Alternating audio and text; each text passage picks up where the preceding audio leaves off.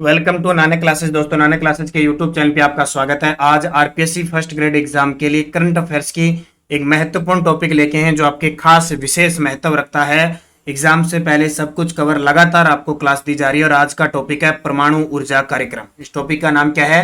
परमाणु ऊर्जा कार्यक्रम, जिस विशेष संदर्भ में हम चर्चा करेंगे। आपके आरपीएससी फर्स्ट ग्रेड के जितने भी करंट अफेयर्स के 14 से 15 टॉपिक है लगातार आपको करवाए जा रहे हैं। प्लेलिस्ट में जाके देखिए, आरपीएससी फर्स्ट ग्रेड एग्जाम जी के नाम से प्लेलिस्ट है। उसमें आपको अंतरिक्ष कार्यक्रम है, परमाणु प्रौद्योगिकी और वो जितने भी टॉपिक है लगातार मैं आपको करवा रहा हूं। तो एग्जाम से पहले सारा कवर हो जाएगा। तो स्टार्ट करें आज की महत्वपूर्ण कड़ी की क्लास। सारे सेशन को एक बार विद्यार्थी वीडियो को लाइक शेयर जरूर कर दें सभी, ताकि आप कक्षा में बने रहे। पहला प्रश्न देखिए, परमाणु ऊर्जा आयोग की स्थापना कब की गई? मैं सारे क्वेश्चन लेके आया हूं, छोटे मोटे जितने भी हैं, ताकि आपको ज्यादा कोई दिक्कत आएगी नहीं। तो परमाणु ऊर्जा आयोग की स्थापना कब हुई थी? 1948 को। परमाणु ऊर्जा आयोग की स्थापना कब हुई? 1948 को। परमाणु ऊर्जा विभाग की स्थापना कब की गई? परमाणु ऊर्जा आयोग की स्थापना 1948 को, जबकि परमाणु ऊर्जा विभाग की स्थापना 1954 के अंदर हुई थी। कब? 1954 में। फिर है, राष्ट्रीय प्रौद्योगिकी दिवस कब मनाया जाता है? राष्ट्रीय प्रौद्योगिकी दिवस कब मनाया जाता है? तो 11 मई को राष्ट्रीय प्रौद्योगिकी दिवस मनाया जाता है। क्यों खास है 11 मई? क्योंकि आपको पता है दूसरे परमाणु परीक्षण की स्मृति में 11 मई 1998 को जो हुआ था ना परमाणु परीक्षण पोखरण में, उसकी स्मृति में 11 मई को राष्ट्रीय प्रौद्योगिकी दिवस मनाया जाता है। भारत में परमाणु ऊर्जा आयोग के प्रथम अध्यक्ष थे। भारत में परमाणु ऊर्जा के प्रथम अध्यक्ष कौन थे? डॉक्टर होमी जहांगीर भाभा। भारत में परमाणु ऊर्जा आयोग के प्रथम अध्यक्ष थे डॉक्टर होमी जहांगीर भाभा। डॉक्टर होमी जहांगीर भाभा परमाणु ऊर्जा आयोग के प्रथम अध्यक्ष थे। और आपको याद रखना, होमी जहांगीर भाभा को परमाणु ऊर्जा कार्यक्रम का जनक कहते हैं। भारत में मिसाइल कार्यक्रम के जनक व मिसाइल मैन किसे कहा जाता है? भारत में मिसाइल कार्यक्रम के जनक व मिसाइल मैन किसे कहा जाता है? तो एपीजे अब्दुल कलाम, जो हमारे देश के राष्ट्रपति भी रह चुके थे। इन्हें भारत रत्न भी मिल चुका है। अग्नि वगैरह इनकी रचना भी है जितनी भी, ठीक है, वो भी आपके लिए इंपॉर्टेंट है। पुस्तक भी इनकी बहुत इंपॉर्टेंट है, सपनों की उड़ान है, फायर, अग्नि फायर वाली और वो सारी। तो जनक व मिसाइल मैन किसे कहा जाता है? एपीजे अब्दुल कलाम को। एपीजे अब्दुल कलाम को भारत का मिसाइल मैन और हमारे देश के राष्ट्रपति रहे। भारत का पहला परमाणु ऊर्जा प्लांट कहां लगाया गया था? भारत का पहला परमाणु ऊर्जा प्लांट कहां लगाया? क्योंकि परमाणु से संबंधित ज्यादातर जो ऊर्जा कार्यक्रम से संबंधित बात करें तो जितने भी हमारे राजस्थान भारत के अंदर परमाणु प्लांट लगे हैं उनके बारे में ही ज्यादा क्वेश्चन पूछने के चांसेस करंट में हो सकते हैं, लेकिन मैं सारी बातें आपको बता रहा हूं। तो भारत का पहला परमाणु ऊर्जा प्लांट कहां लगाया गया था? तारापुरा महाराष्ट्र में। कहां पे? तारापुर या तारापुरा महाराष्ट्र के अंदर लगाया गया। तो देखिए, भारत का पहला परमाणु ऊर्जा प्लांट तारापुर महाराष्ट्र में 1969 में अमेरिका के सहयोग से स्थापित किया गया था। तारापुर परमाणु विद्युत केंद्र महाराष्ट्र की 160 मेगावाट की 2 इकाइयां कार्यरत है। इन तारापुर परमाणु विद्युत केंद्र जो महाराष्ट्र है, बाकी निर्माणाधीन अलग है, वर्तमान में 2 इकाइयां काम कर रही है 160 मेगावाट की। तो 1969 में स्थापित किया गया था। किसके सहयोग से? अमेरिका के सहयोग से। Nuclear power corporation of India NPCIL की स्थापना कब की गई? Nuclear power corporation of India limited की स्थापना कब हुई थी? 1987 को। कब? 1987।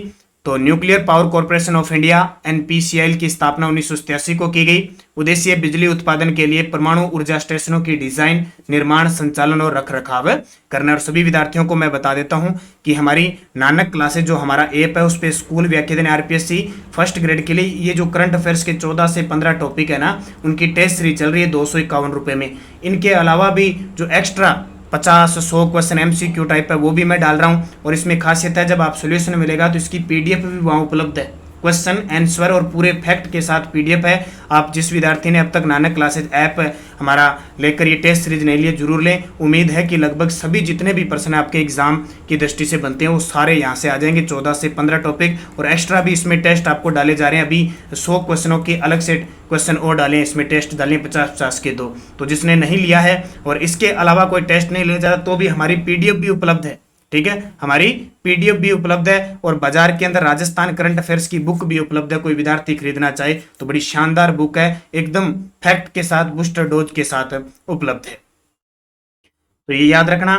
फिर देखिए, एशिया वह देश के पहले अनुसंधान रिएक्टर अप्सरा का परिचालन कहां शुरू हुआ था? एशिया का ही पहला था और देश का पहला अनुसंधान रिएक्टर अप्सरा का परिचालन कहाँ शुरू हुआ था? तो ट्राम्बे के अंदर। कहाँ पे? ट्राम्बे।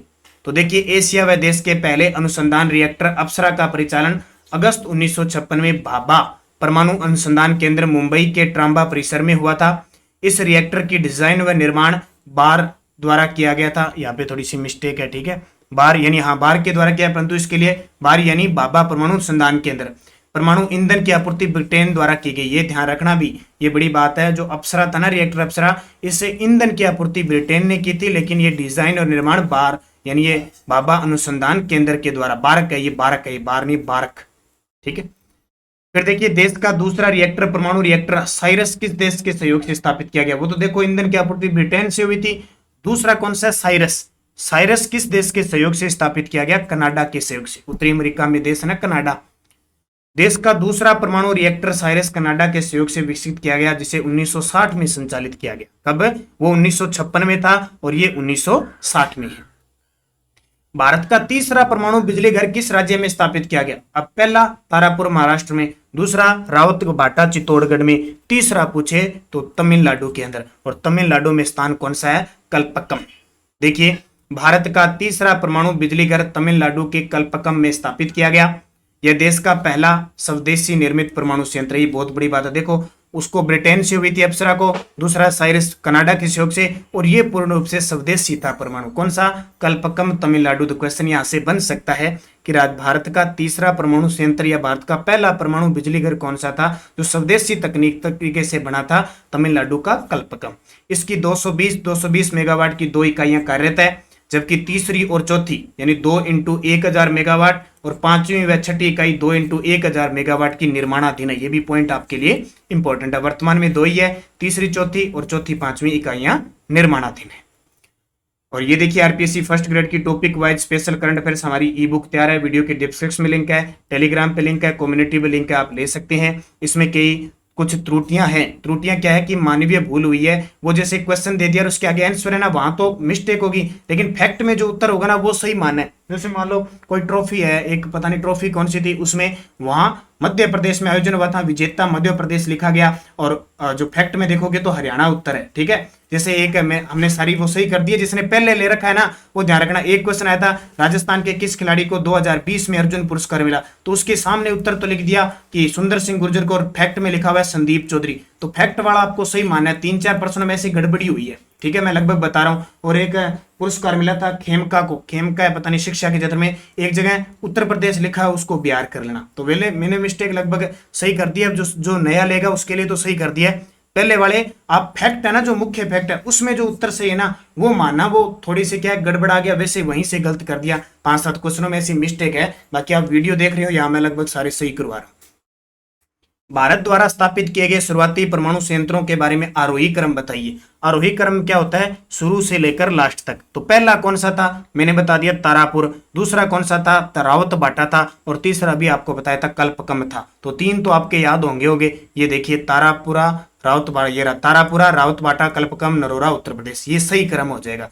पहला 1 रावतभाटा, दूसरा कल्पक्कम, तीसरा नरोरा, उत्तर प्रदेश, चौथा था। मुख्य तथ्य देखो, भारत का प्रथम परमाणु संयंत्र तारापुरा महाराष्ट्र, दूसरा रावतभाटा चित्तौड़गढ़। ये रावतभाटा वाला भी किसके सहयोग से बना है? कनाडा के सहयोग से। और तारापुरा महाराष्ट्र ये भी आपको सहयोग अमेरिका के सहयोग से। और तीसरा कल्पक्कम स्वदेशी तकनीक पर है। चौथा नरोरा, उत्तर प्रदेश। भाभा परमाणु अनुसंधान केंद्र द्वारा स्थापित रिएक्टर के निर्माण वर्ष के बारे में बताइए। देखो ये बारक भी बताया ना, BARC के बारक, जिसको भाभा परमाणु अनुसंधान केंद्र कहते हैं, स्थापित जो रिएक्टर है के निर्माण वर्ष के बारे में बताना है। तो देखो सबसे पहले अप्सरा 1956, ठीक है, सही कथन बताओ, सही है। साइरस 1960 में, ये भी सही है। जर्लिना 1961, ये भी सही है। और ध्रुव 1985, चारों के चारों सही है। आपको अच्छे तरीके से इनको याद रखना है। अब देखो टोटल बता देता हूं तथ्य के साथ। भाभा परमाणु अनुसंधान केंद्र के परमाणु रिएक्टर निर्माण वर्ष: अप्सरा 1956, साइरस 1960, जर्लिना 1961, पूर्णिमा प्रथम 1972, पूर्णिमा द्वितीय 1983, ध्रुव 1985 और पूर्णिमा तृतीय 1990। ये सारे के सारे इंपॉर्टेंट है। हालांकि एक आधा प्रश्न आना है, लेकिन मोटी मोटी नजरों से आपको देख के जाना है। अगला प्रश्न देखो, इंदिरा गांधी परमाणु अनुसंधान केंद्र की स्थापना कहाँ की गई? इंदिरा गांधी परमाणु अनुसंधान केंद्र की स्थापना कहाँ की गई? कल्पकम तमिलनाडु के अंदर। तो देखिए, इंदिरा गांधी परमाणु अनुसंधान केंद्र की स्थापना 1971 में कल्पकम तमिलनाडु में की गई।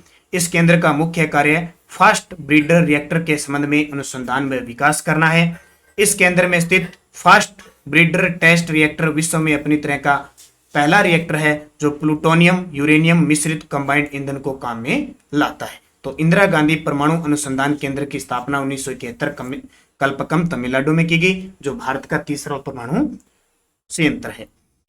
परिवर्तनीय ऊर्जा साइक्लोट्रॉन केंद्र वीईसीसी का मुख्यालय कहाँ स्थित है? परिवर्तनीय ऊर्जा साइक्लोट्रॉन केंद्र का मुख्यालय कहाँ स्थित है? तो कोलकाता के अंदर, जिसको हम कलकत्ता कहते हैं। हुगली नदी के किनारे एक बंदरगाह भी है, पश्चिम बंगाल की राजधानी भी है।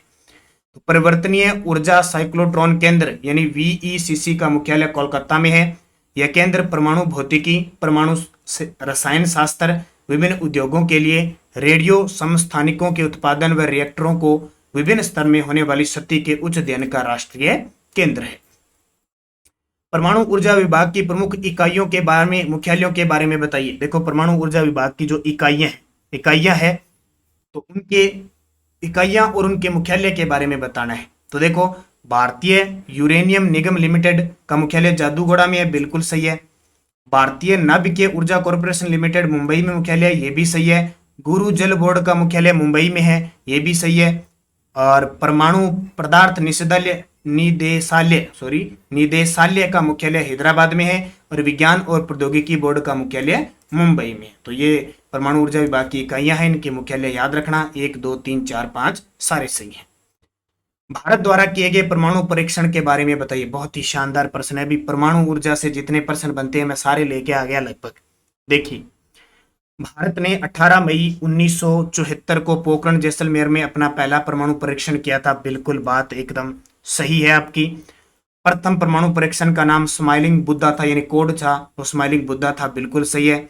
दूसरा परमाणु परीक्षण 21 मई व 15 मई को 1998 को हुआ, तो ये आपका गलत है क्योंकि 11 मई व 13 मई को हुआ था। दूसरे परमाणु परीक्षण को शक्ति 98 नाम दिया गया, ये भी सही है। तो 3 नंबर गलत है, तो 1 2 4। अब पूरी डिटेल देखते हैं अपने। 18 मई 1974 को पोखरण जैसलमेर राजस्थान में भारत ने स्वदेशी पहला परीक्षण परमाणु विस्फोट किया। यह बम 12 किलो टन वजन का था। इसका कोड नाम स्माइलिंग बुद्धा था। ये क्वेश्चन आता है पेपर में, कोड, ठीक है। पहले परीक्षण के 24 वर्षों के बाद पोखरण जैसलमेर में ही दूसरा 11 मई और 13 मई 1998 को परमाणु परीक्षण किया गया, जिसे शक्ति 98 नाम दिया गया। शक्ति 98 योजना की सफलता का श्रेय 3 वैज्ञानिकों को संयुक्त रूप से जाता है। आर चिदम्बरम, एपीजे अब्दुल कलाम और अनिल काकोदर को। और आपको पता होगा कि जब पहला परमाणु परीक्षण हुआ था उस समय प्रधानमंत्री इंदिरा गांधी थी और दूसरा हुआ था उसमें अटल बिहारी वाजपेयी थे। देश के पहले न्यूक्लियर रिसर्च सेंटर परमाणु ऊर्जा संस्थान की स्थापना कहाँ की गई? देश के पहले न्यूक्लियर रिसर्च सेंटर परमाणु ऊर्जा संस्थान की स्थापना कहाँ की गई? ट्राम्बे के अंदर की गई। तो देखिए, परमाणु ऊर्जा विभाग ने 1954 में देश के पहले न्यूक्लियर रिसर्च सेंटर परमाणु ऊर्जा संस्थान की स्थापना मुंबई के ट्राम्बे में की। राजस्थान की अणु नगरी किसे कहते हैं? देखो, राजस्थान के संदर्भ में भी पढ़ लेते हैं। तो राउत भाटा चित्तौड़गढ़ को हम क्या कहते हैं? अणु नगरी कहते हैं, क्योंकि राजस्थान का पहला, भारत का दूसरा परमाणु ऊर्जा संयंत्र राउत भाटा चित्तौड़गढ़ में स्थापित है, कनाडा के सहयोग से स्थापित है, और दूसरा दानपुर बांसवाड़ा के अंदर प्रस्तावित है। भारतीय परमाणु ऊर्जा आयोग के अध्यक्ष ने देश के किस परमाणु संयंत्र में कोबाल्ट संयंत्र के विस्तार परियोजना का शुभारंभ किया? अभी करंट का प्रश्न है ये, तो इसको याद रखना। ये अपने राजस्थान के राउत भाटा चित्तौड़गढ़, यानी D2 बारी के जल के आधार पर परमाणु संयंत्र भी कौन सा है? राउत भाटा है अपने। तो दुनिया में कोबाल्ट विकिरण सोर्स की बढ़ती मांग को देखते हुए भारत कोबाल्ट फैसिलिटी की क्षमता दोगुनी करेगा। इसके लिए भारतीय परमाणु ऊर्जा विभाग के अध्यक्ष प्रसिद्ध वैज्ञानिक डॉक्टर KN व्यास ने राउत भाटा में कोबाल्ट संयंत्र की विस्तार परियोजना का भूमि पूजन करके शुभारंभ किया। राउत भाटा कोबाल्ट फैसिलिटी के विस्तार पर लगभग 100 करोड़ रुपए खर्च होंगे। 700 मेगावाट रिएक्टर में लगने वाली बड़ी कोबाल्ट छड़ों के लिए विशेष पानी का पुल बनेगा। 4 हॉट सेल बनाए जाएंगे। तो ये भी याद रखना अच्छे तरीके से। अगला देखिए, 500 किलो कोबाल्ट 60 का निर्यात किस देश को राजस्थान के राउत भाटे से किया जाएगा? बहुत बड़ी बात है। कोबाल्ट 60 का निर्यात किस देश को राजस्थान के रावतबाटा से किया जाएगा? वो देश है मलेशिया। कौन सा? मलेशिया से। तो रावतबाटा से मलेशिया को 500 किलो क्यूरी का कोबाल्ट 60 दिया गया है। आने वाले दिनों में 2000 kilo curie cobalt source Canada भी जाएगा। और आपको पता है यूरेनियम की बात आए तो यूरेनियम भारत है वो कजाकिस्तान और कनाडा से खरीदता है। स्वच्छ न्यूक्लियर एनर्जी का प्रयोग करके पिंक हाइड्रोजन उत्पादन संयंत्र किस स्थान पर लगाया जा रहा है? तो ये भी अपने राजस्थान के लिए बहुत बड़ी बात है। रावतबाटा न्यूक्लियर प्लांट में पिंक हाइड्रोजन उत्पादन संयंत्र लगाया जा रहा है। तो देखिए, सरकार ने रावतबाटा को ग्रीन हाइड्रोजन हब बनाने का लक्ष्य रखा है। सरकार 2030 तक 50 लाख टन ग्रीन हाइड्रोजन उत्पादन चाहती है। यह संयंत्र न्यूक्लियर क्षेत्र का पहला पायलट प्रोजेक्ट होगा। पिंक हाइड्रोजन क्या है? ग्रीन हाइड्रोजन की तरह इसे जल के इलेक्ट्रोलाइसिस के जरिए ही बनाया जाता है। अंतर यह है कि पिंक हाइड्रोजन नाभिकीय ऊर्जा से संचालित होते हैं। न्यूक्लियर रिएक्टर्स के एक्सट्रीम टेम्परेचर का इस्तेमाल इसके लिए किया जाता है। तो आपको चीज क्या याद रखनी है कि स्वच्छ न्यूक्लियर एनर्जी का प्रयोग करके पिंक हाइड्रोजन उत्पादन संयंत्र किस स्थान पर लगाया जा रहा है? अपने रावतबाटा। फिर देखिए, राजस्थान का पहला विदेशी व दूसरा परमाणु ऊर्जा प्लांट रावतबाटा में किस देश के सहयोग से स्थापित किया गया? राजस्थान का पहला विदेशी, यानी भारत का भी दूसरा ही समझ लो। कैसे? क्योंकि पहला कौन सा है? तारापुर अमेरिका के सहयोग से, रावतबाटा किसके सहयोग से? कनाडा। ये प्रश्न पेपर में आता है अपने राजस्थान में। चूलिया जलप्रपात से इसको जल मिलता है, ये उसके पास है, ये भी ध्यान रखना। चंबल नदी, चूलिया जलप्रपात। तो देश का दूसरा व राजस्थान का पहला परमाणु ऊर्जा प्लांट रावतबाटा चित्तौड़गढ़ में 1973 में कनाडा की सहायता से स्थापित किया गया और वर्तमान में इसकी 6 इकाइयां कार्यरत है। तो राजस्थान के संदर्भ में आपको अच्छे तरीके से याद रखना है। अरब देशों में परमाणु ऊर्जा का उत्पादन करने वाला पहला देश बना है। स्टार लगा लो, ये बहुत बड़ी बात है। अरब देशों के अंदर परमाणु ऊर्जा संयंत्र लगाया अभी, वह देश कौन सा बना है? संयुक्त अरब अमीरात, जिसको हम कहते हैं यूएई, संयुक्त अरब अमीरात। अरब देशों में पहला ऐसा बन गया जो परमाणु ऊर्जा का उत्पादन शुरू किया है। तो संयुक्त अरब अमीरात में 12 का है परमाणु ऊर्जा संयंत्र ने 6 अप्रैल 2021 को अपना वाणिज्यिक परिचालन शुरू कर लिया और ऐसा करने वाला अरब क्षेत्रों में संयुक्त अरब अमीरात पहला देश बन गया। अगला, काकरापारा परमाणु बिजली संयंत्र के तीसरे रिएक्टर में विद्युत परिचालन प्रारंभ हुआ है। यह किस राज्य में? अब इनको नाम याद रख लेना पहले, तो हो सकता है सीधा पेपर में आ जाए। काकरापारा गुजरात के अंदर है। कहां पे? काकरापारा गुजरात के अंदर है। राजस्थान में रावतबाटा है, उत्तर प्रदेश में नरोरा है, तमिलनाडु में कल्पकम है। ये सारे केगा कहां पे? कर्नाटक के अंदर है। तो देखो, काकरापारा परमाणु विद्युत केंद्र गुजरात में 220 मेगावाट की 2 इकाइयां कार्यरत थी। इसके अलावा तीसरी और चौथी 700 मेगावाट की निर्माणाधीन थी, जिसमें से तीसरी इकाई से विद्युत परिचालन प्रारंभ हो चुका है जुलाई 2021 को। यह देश का सबसे बड़ा रिएक्टर है। ये पॉइंट याद रखना, देश का सबसे बड़ा रिएक्टर हो गया क्योंकि तीसरी इकाई से कितनी? 700 मेगावाट की इकाई का परिचालन शुरू हो चुका है। विश्व का पहला परमाणु बिजली घर किस देश में स्थापित किया गया था? इसको भी और पढ़ लो। विश्व का पहला परमाणु बिजली घर ये रूस में स्थापित किया गया था। कहां पे? विश्व का पहला परमाणु बिजली रूस में स्थापित किया गया, जबकि दूसरा अमेरिका में स्थापित किया गया।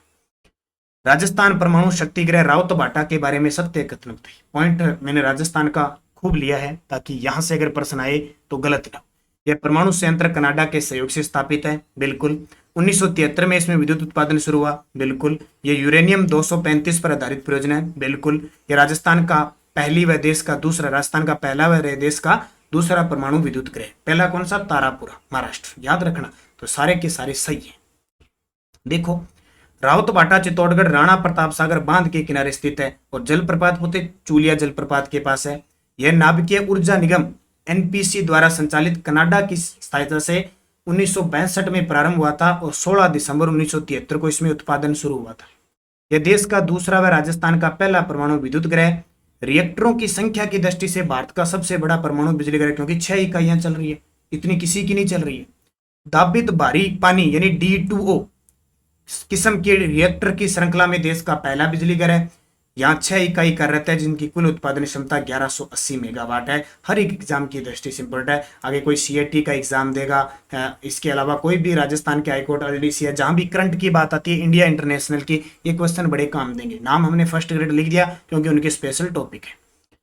नरोरा परमाणु शक्ति गृह के बारे में कथन बताइए। हर एक पॉइंट मैं लेके आया हूँ, शायद यहाँ से पर्सन मेरे हिसाब से बाहर जाना नहीं चाहिए। मैंने हमने पीडीएफ तैयार की है और टेस्ट दिए हैं ऐप के अंदर। शायद बाहर जाना नहीं चाहिए, बाकी किस्मतों की बात है, तो 1-2% इधर उधर हो गया, बाकी मेरे हिसाब से क्वेश्चन बाहर नहीं जाना चाहिए। इस प्रकार पूरा डाटा तैयार किए।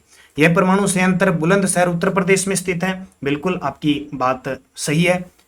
और यह एनटीपीसी द्वारा संचालित है, ये भी सही है। कुल उत्पादन क्षमता 1440 मेगावाट है, ये गलत है। अभी कुल उत्पादन क्षमता सिर्फ 440 मेगावाट है। और ये देश का दूसरा परमाणु बिजली घर है, गलत है, क्योंकि दूसरा तो अपनी राउत भाटा वाला है, तो हो ही नहीं सकता ये तो पहला और दूसरा पॉइंट इसका सही है। अब देख लो पूरी डिटेल। नरेरा, ठीक है, यह नरोरा परमाणु शक्ति गृह, नरोरा जिला बुलंदशहर, यूपी एनटीपीसी द्वारा संचालित है, 1980 में स्थापित है। कुल उत्पादन क्षमता 440 मेगावाट है। 2 इकाइयां 220 मेगावाट की। इसमें भी राजस्थान का हिस्सा है, भी ध्यान रखना। पॉइंट देखो बहुत इंपॉर्टेंट है। नरोरा परमाणु विद्युत गृह जो उत्तर प्रदेश में है ना, इसमें राजस्थान का बिजली में प्रतिशत है 10%, और ये देश का चौथा परमाणु बिजली घर है, 44 मेगावाट। नई चीज मिली अभी बड़ी शानदार, खोज लो इसको। राजस्थान के किस जिले में दूसरा परमाणु बिजली घर प्रस्तावित है? ये तो आपको याद रखना है। वहां पे है बांसवाड़ा के अंदर, बताया था मैंने आपको। बांसवाड़ा परमाणु बिजली घर प्रस्तावित है। नायला गांव बांसवाड़ा माही नदी पर लगाया जाना प्रस्तावित है। क्षमता इसकी 700 मेगावाट होगी। राजस्थान का दूसरा परमाणु बिजली घर नायला गांव दानपुरा बांसवाड़ा में। फिर देखो, हाल ही में भारत ने किस राज्य में परमाणु सक्षम अग्नि 4 बैलिस्टिक मिसाइल का सफल परीक्षण किया है? तो ये किया है उड़ीसा के अंदर। तो भारत ने उड़ीसा के एपीजे अब्दुल कलाम द्वीप से परमाणु सक्षम अग्नि 4 बैलिस्टिक मिसाइल को सफलतापूर्वक निष्पादित किया है। मिसाइल की मारक क्षमता करीब 4000 किलोमीटर है और यह CU-3 विमान से ब्रह्मोस मिसाइल के विस्तारित रेंज संस्करण का पहला प्रक्षेपण है। हाल ही में किस देश ने दुनिया की सबसे शक्तिशाली परमाणु सक्षम अंतर महाद्वीपीय बैलिस्टिक मिसाइल RS-28 सरमात का परीक्षण किया है? तो ये करने वाला है रूस। ये भी याद रखो, हो सकता है वर्ल्ड के बाहर से भी क्वेश्चन आ जाए। रूस के राष्ट्रपति व्लादिमीर पुतिन है, बस इतना याद रखना, रूस ने किया। हिरोशिमा दिवस विश्व स्तर पर कब बनाया जाता है? हिरोशिमा नागासाकी दिवस आपको पता ही है। हिरोशिमा 6 अगस्त को और नागासाकी 9 अगस्त को। ये ज्यादा आपको बताने की जरूरत नहीं है। भारत में वर्तमान में कितने परमाणु बिजली घर कार्यरत है? ये इंपॉर्टेंट है, भारत के संदर्भ में ज्यादा याद रखना है। वर्तमान में भाई 7 है। कितने? वर्तमान में 7 है परमाणु बिजली घर कार्यरत है। निर्माणाधीन गोरखपुर परमाणु ऊर्जा संयंत्र किस राज्य में स्थित है? इसका जवाब 1 सेकंड, 2 सेकंड, 5 सेकंड, 10 सेकंड लेता हूं। कितने विद्यार्थी सही जवाब इसका दे पाते हैं? जिसने पढ़ रखा है वो तो गलत नहीं देगा, बाकी बहुत सारे विद्यार्थी गलत देने की फिराक में रहेंगे। और फिर दोबारा बता देता हूं, तब तक इसका जवाब दो। बाजार में हमारी राजस्थान करंट अफेयर्स की बुक उपलब्ध है, Nanak classes Rajasthan current affairs नाम से जरूर लें। इसके अलावा आपको बता देता हूं, ऐप के अंदर स्कूल व्याख्याता के लिए टेस्ट सीरीज है, इसमें लगातार टेस्ट और भी दिए जा रहे हैं। जो रह गए यानी आपके टॉपिक से अलावा भी जो एग्जाम में आ रहे हैं ना, वो भी आपको मिलेंगे। और सेकंड ग्रेड की जो तैयारी कर रहे हैं उसकी भी हमें टेस्ट सीरीज कल से पहला टेस्ट है शुरू करने जा रहे हैं। तो निरंतर अध्ययन करें, अच्छे तरीके से पढ़ें और रोज सुबह 7 बजे हमारी करंट अफेयर 7:30 बजे करंट अफेयर्स की क्लास होती है राजस्थान की, वो देखिए। तो कईयों ने जवाब गलत दिया होगा। गोरखपुर परमाणु ऊर्जा संयंत्र हरियाणा के अंदर। देखिए बड़ी बात, हरियाणा, गोरखपुर वैसे उत्तर प्रदेश में है, लेकिन याद रखना गोरखपुर परमाणु ऊर्जा संयंत्र हरियाणा राज्य में निर्माणाधीन है। गोरखपुर जिला उत्तर प्रदेश में है, लेकिन ये परमाणु संयंत्र हरियाणा में, तो कंफ्यूज मत होना। निर्माणाधीन परमाणु ऊर्जा संयंत्र चुटका किस राज्य में स्थित है? चुटका, तो किस राज्य में चुटका है? मध्य प्रदेश के अंदर। बस नाम याद रखना। चुटका परमाणु ऊर्जा संयंत्र मध्य प्रदेश के कान्हा राष्ट्रीय उद्यान के पास निर्माणाधीन है। निर्माणाधीन कोबड़ा परमाणु ऊर्जा संयंत्र किस राज्य में है? तो कोबड़ा है आंध्र प्रदेश में। सीधा सीधा याद रखना, मैंने ये निर्माणाधीन है सारे इसलिए मैं बता रहा हूं। निर्माणाधीन कावली परमाणु ऊर्जा संयंत्र किस राज्य में? कावली, तो कावली कहां पे है? तो पहले क्या था वो भी, हाँ कावली, और दोनों ही आंध्र प्रदेश के अंदर है। जेतापुरा परमाणु संयंत्र किस देश के सहयोग से स्थापित किया गया है? तो जेतापुरा महाराष्ट्र के अंदर है और ये फ्रांस के सहयोग से स्थापित किया गया है। जेतापुरा महाराष्ट्र परमाणु संयंत्र फ्रांस के सहयोग से स्थापित किया गया है। विश्व का पहला 13वां परमाणु ऊर्जा संयंत्र किस देश में स्थापित किया गया है? विश्व का पहला 13वां परमाणु ऊर्जा संयंत्र रूस के अंदर। कहां पे? रूस में। दुनिया का एकमात्र थोरियम आधारित प्रायोगिक रिएक्टर कौन सा है? दुनिया का एकमात्र थोरियम आधारित प्रायोगिक रिएक्टर कौन सा है? कामिनी। कौन सा? कामिनी। और कामिनी कहां पे है? कामिनी कल्पकम तमिलनाडु दुनिया का एकमात्र थोरियम आधारित प्रायोगिक रिएक्टर। और ये थोरियम है, ये सबसे ज्यादा इधर मोनोजाइट्स में केरल के अंदर निकलता है। भारत की पहली परमाणु पनडुब्बी कौन सी है? भारत की पहली परमाणु पनडुब्बी आपको याद रखना है। तो भारत की पहली परमाणु पनडुब्बी है चक्कर। पहली परमाणु पनडुब्बी पूछे चक्कर, सीधा आपसे पूछे पहली पनडुब्बी कावेरी है, परमाणु पनडुब्बी चक्र है। दोनों को याद रखना, ये क्वेश्चन बड़ा इंपॉर्टेंट है। सीधी पूछे भारत की पहली पनडुब्बी तो आपको बताना है कावेरी, आपसे पूछे भारत की पहली परमाणु पनडुब्बी वो है चक्र।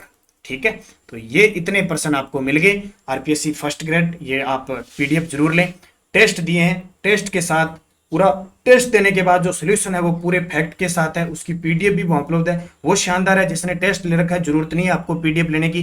पीडीएफ में कोई एक आधी मिस्टेक है, दो चार मिस्टेक है ना, अगर क्वेश्चन के सामने उत्तर में मिस्टेक है, फैक्ट में जो सही है ना वो आपको देखना भाई, कई बार हो जाता है। और जो विद्यार्थी ऐप के अंदर जो मैसेज करते हैं ना किसी भी समस्या को लेकर, तो भाई ऐप के अंदर समस्या हल नहीं होगी, क्योंकि हजारों मैसेज आते हैं। किसी भी प्रकार की आपको टेस्ट संबंधी कोई ब्लॉकेज संबंधी अगर दिक्कत है तो आप 94 144 23 611 इस नंबर पे व्हाट्सअप कीजिए। ठीक है, 10 से 4 बजे के बीच आपका एक दिन में सोल्यूशन हो जाएगा। वहां हजारों मैसेज होते हैं इसलिए हम दे नहीं पाते, तो यहाँ आपका सोल्यूशन हो जाएगा। समस्या आती है, मानवीय भूल होती है, आप सारे बुद्धिजीवी हैं, तो आप निरंतर अध्ययन करें, अच्छे तरीके से हमारे साथ कॉम्प्रोमाइज मत करें। आपको लगातार हम क्लासें देते रहेंगे, सारी जितने भी करंट की क्लास है, और उम्मीद है कि यहाँ से क्वेश्चन बाहर न जाए। फिर भी आप एक पर भरोसा रखकर कभी न बैठें, अपने स्तर पर भी तैयारी करें। धन्यवाद, जय हिंद, जय भारत।